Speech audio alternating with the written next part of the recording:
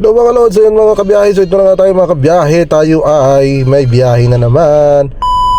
Well mga kabiyahe, ito na nga pala mga kabiyahe yung ganap nung nasa El Nido kami nung gabi mga kabiyahe. So yan mga kabiyahe, ganyan ang itsura ng El Nido kapag gabi mga kabiyahe. Maraming mga bisita mga kabiyahe na naglalakad-lakad mga kabiyahe dyan sa harap ng Dalampasigan mga kabiyahe.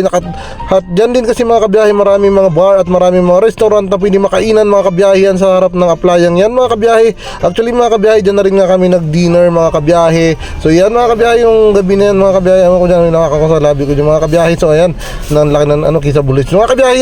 Ganyan talaga yan mga kabiyahe. So yan mga kabiyahe yung itsura niyan mga kabiyahe sa harap ng playa mga kabiyahe na ang El Nido mga kabiyahe. So mga kabiyahe, kung hindi ka pa nakarating dyan, so yan, ganito kapag gabi ang El Nido, Palawan mga kabiyahe. Lalong lalo na kapag nasa harapan ka ng tabing dagat at playa o mga ano pa man mga kabiyahe. Then kapag naglakad-lakad ka mga kabiyahe, halos lahat ng mga establishment na mga kabiyahe, malalaki mga kabiyahe at marami talaga mga kabiyahe mga bisita. Halos hindi naubusan ng mga foreigner mga kabiyahe na naglalakad-lakad. Halos mas marami na nga mga foreigner kasi sa mga lokal mga kabiyahe na naglalakad-lakad mga kabiyahe. Halos wala silang katapusang lakad, hindi mo alam kung ano yung plano nila mga kabiyahe. Iba't ibang mga pinupuntahan nila. Yan kasi Ingrid at si nanay mga kabiyahe namin, oh. Yan, oh. Yan ang nabili ni Ingrid doon mga kabiyahe. Din yan si kuya namin, si Gian mga kabiyahe. So yan mga kabiyahe, yan may mga tiyanggi nga pala dyan. So tuloy-tuloy yung kanilang mga hanap buhay, mga bintahan mga kabiyahe. So yan, malaking tulong din yan para sa ekonomiya ng Puerto Princesa, ng El Nido, Palawan mga kabiyahe, ng municipality ng El Nido, Palawan at ng northern part ng Palawan mga kabiyahe. Alam niyo ba mga kabiyahe na hindi lang El Nido, Palawan ang dinadayo dito sa Palawan mga kabiyahe. Meron pang isa mga kabiyahe, ang Coron, Palawan mga kabiyahe. Island municipality rin siya mga kabiyahe. Halos napakarami rin pwede mong pagpuntahan mga kabiyahe. Napakaraming mga high-end na hotel mga kabiyahe. So yan mga kabiyahe, tingnan mo yung itsura mga kabiyahe. Ni halos lahat, kahit saan ka mapalingon, mapakanan, mapakaliwa mga kabiyahe, puro foreigner nakikita mo. Kaya nga nung gabing yan mga kabiyahe, talagang tinatanggihan kami ng mga accommodation mga kabiyahe kasi fully booked daw talaga sila mga kabiyahe. Wala daw talagang vacant na room. So yan ang inisip na namin, sabi ko sa car talaga tayo, kay Mutya talaga tayo matutulog.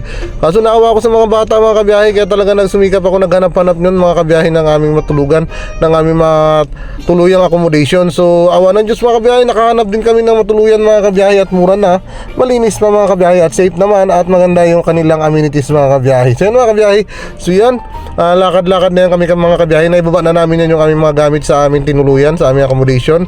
So pasyal-pasyal na yan mga kabiyahe. Tingnan mo mga lulong mga foreigner yan mga kabiyahe. So nandito lang yan sila sa El Nido. Then pagka umaga mga kabiyahe, mayroon yan silang mga ang tawag dyan ay island hopping mga kabiyahe. So yan, hindi natin alam kung anong mga tour yan sila, tour A, tour B, tour C, kasi iba-iba mga tour nga pala yan dito mga kabiyahe. Yan mga kabiyahe, ganyan talagang ma-enjoy mo, lalong-lalo na kapag peak season mga kabiyahe. Holiday nga pala yan, kaya talagang ganyan. So yan mga kabiyahe, dyan yung parking area na aming napagparkan mga kabiyahe ng sasakyan ni Mutya. Then dyan din kami natulungan ng yung sa parking area na yan. Shoutout sa iyo ate, yan din ang tumulong sa amin para makahanap ng aming accommodation na matutuluyan mga kabiyahe.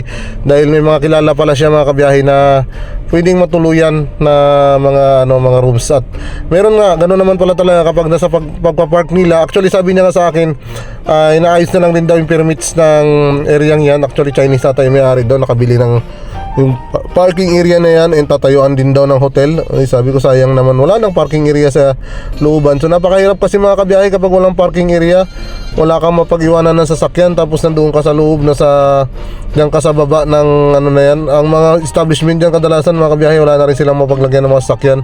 Kaya kadalasan nandiyan lang sa tabing kalsada, at yun nga, delikado kapag nasa labas lang. So yan mga kabiyahe, kung narating man dulo ng video ito, maraming salamat sa pag-support sa amin.